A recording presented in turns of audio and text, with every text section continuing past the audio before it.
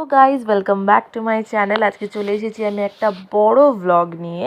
আগের বড় ভ্লগটায় তোমরা দেখেইছো যে আমি একটা মন্দিরে যাচ্ছিলাম, সেইখানে আমি বলেছিলাম তোমাদেরকে পরের দিন আমাদের ভোগ দেওয়ার কথা।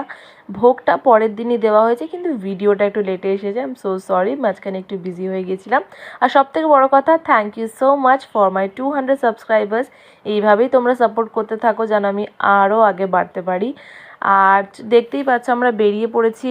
এবারে বাজার হচ্ছে, এখানে সবজি পাতি যা যা লাগবে। দুটো বড় বড় কাতলা মাছ নেওয়া হয়েছে, দই নেওয়া হয়েছে, আর আমাদের গোপাল সোনাদের নিয়ে আমি চলে গেছিলাম মন্দিরে।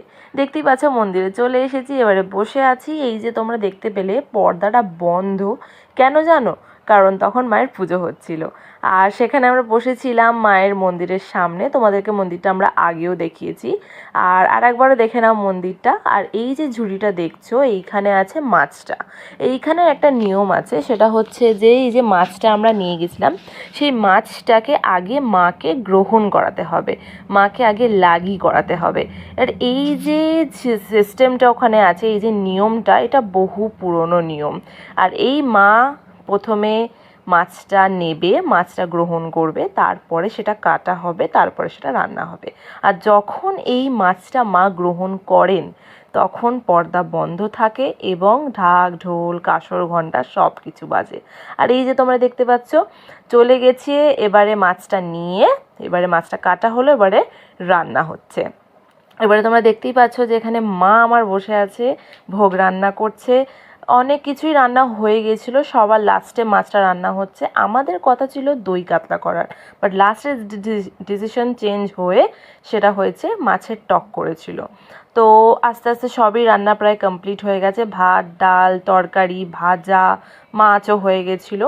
এবারে তোমরা দেখতেই পাচ্ছ যে এবারে আস্তে আস্তে ভোগটা নিয়ে আসা হচ্ছে মায়ের মন্দিরে। সুন্দরভাবে থালায় সাজিয়ে, 5টা মতো থালা ছিল মনে হয়, সেইখানে নিয়ে যাওয়া হয়েছে মায়ের মন্দিরের ভিতরে।